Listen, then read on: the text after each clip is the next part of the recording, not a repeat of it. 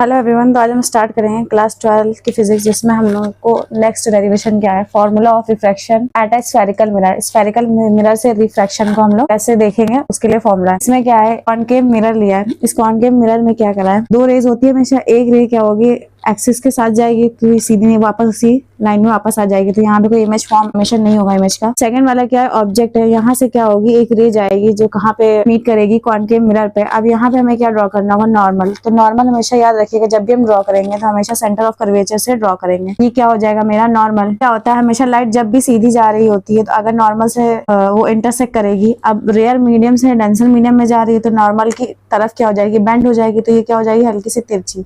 अब इसी लाइन को थोड़ा सा हम पीछे लाएंगे तो यहाँ पे जो एंगल बनेगा, यहाँ पे जो हमें पार्ट मिलेगा वो क्या हो जाएगी, मेरी इमेज हो जाएगी। इससे जो एंगल बन रहा होता है वो अल्फा बीटा इमेज से, और सेंटर ऑफ कर्वेचर जो एंगल बन रहा होता है वो क्या होता है, गामा। फिर एक रेयर मीडियम होता है, एक डेंसर मीडियम होता है, पोल रहता है, और एक नॉर्मल ड्रॉ करते हैं। एन और पी की डिस्टेंस लगभग सेम ही होती है। फिर इसके आगे हम लोग इंसिडेंट एंगल निकालते हैं। तो हम जानते हैं अब ये क्या है, ये मेरी इंसिडेंट रे है और ये नॉर्मल है। तो इंसिडेंट रे और नॉर्मल के साथ क्या कौन सा एंगल बनेगा, इंसिडेंट एंगल। और रिफ्लेक्टेड रे और नॉर्मल के बीच क्या बनेगा, रिफ्लेक्टेड एंगल बनेगा। इसके आगे जब हम सॉल्व करेंगे तो हमें एक प्रॉपर्टी पता होना चाहिए मैथ्स में, एक्सटीरियर एंगल की प्रॉपर्टी। एक्सटीरियर एंगल क्या होता है, exterior angle opposite to interior angles के सम के इक्वल होता है। अगर ये गामा है तो गामा इक्वल में यहाँ पे क्या आएगा, बीटा प्लस आर। मतलब exterior angle interior opposite to interior angles के सम की क्या होता है, इक्वल होता है। तो इसी प्रॉपर्टी से आगे जब सॉल्व करेंगे तो आगे हम देखेंगे OCA ट्रायंगल। मतलब ये O है, ये C है, और यहाँ पे जो पॉइंट है वो क्या है, A। OCA ट्रायंगल में देखेंगे तो एक्सटीरियर एंगल कौन सा है, यहाँ पे गामा। अगर OCA को हम यहाँ पे ड्रॉ करें, O पे कौन सा एंगल बन रहा है, अल्फा, और C पे कौन सा एंगल बन रहा है, गामा,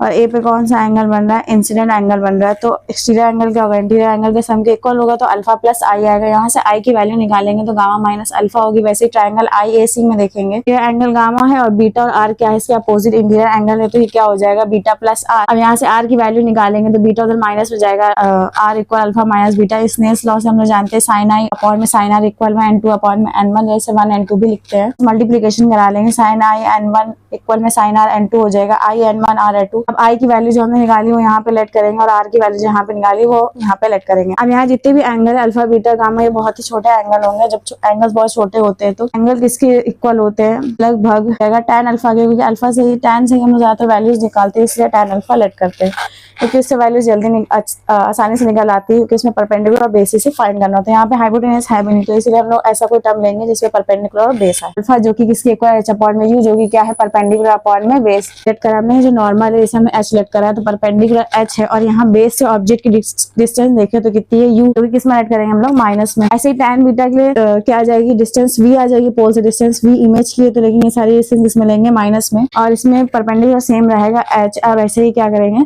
गामा की वैल्यू भी निकालेंगे, गामा की वैल्यू भी सेम निकलेगी। अब जो सारी वैल्यूज निकालनी हम लोग अल्फा बीटा और गामा की, वो यहाँ पे लेट करेंगे। तो गामा की वैल्यू h माइनस आर हो जाएगा, और अल्फा की वैल्यू क्या हो जाएगा, h अपॉन में माइनस का u, तो माइनस माइनस प्लस हो जाएगा। इसी से हम यहाँ पे वैल्यू रखेंगे। h ऊपर दोनों साइड सेम है, तो क्या कर लेंगे, इसे कॉमन ले लेंगे। कॉमन लेने के बाद कट कर देंगे, उसके आगे यहाँ पे सॉल्व करेंगे, मल्टीप्लाई करा देंगे N1 का, तो N1 अपॉन में u माइनस N1 अपॉन में r इक्वल में N2 अपॉन में v माइनस N2 अपॉन में r हो जाएगा। N1 अपॉन में u माइनस N2 अपॉन में v, मतलब N2 अपॉन में v को इस साइड लाएंगे और N1 अपॉन में r को उस साइड लाएंगे, तो ये क्या है, माइनस का इस साइड आएगा तो माइनस, और माइनस इस साइड आएगा तो किस में जाएगा, प्लस में। अब इसमें क्या करेंगे, मल्टीप्लाई करना पड़ेगा हमें, नेगेटिव मतलब माइनस से दोनों साइड पे क्या करेंगे, मल्टीप्लाई करा देंगे। तो ये क्या हो जाएगा, माइनस माइनस प्लस का N2 अपॉन में v आ जाएगा, और ये क्या हो जाएगा, माइनस का N1 अपॉन में u हो जाएगा। 1 अपॉन r दोनों कॉमन है, तो 1 अपॉन r बाहर निकाल लेंगे। जब इसका माइनस से मल्टीप्लाई कराएंगे तो N1 किसका हो जाएगा, माइनस का, N2 किसका हो जाएगा, प्लस का। तो ये पूरी डेरिवेशन हो जाएगी। होप आपको डेरिवेशन समझ में आ गई होगी। अगर आपको इसमें कुछ डाउट है या थोड़ा और डिटेल में वीडियो चाहिए तो आप कमेंट सेक्शन में बता सकते हैं। If you like then please subscribe, and thank you for watching.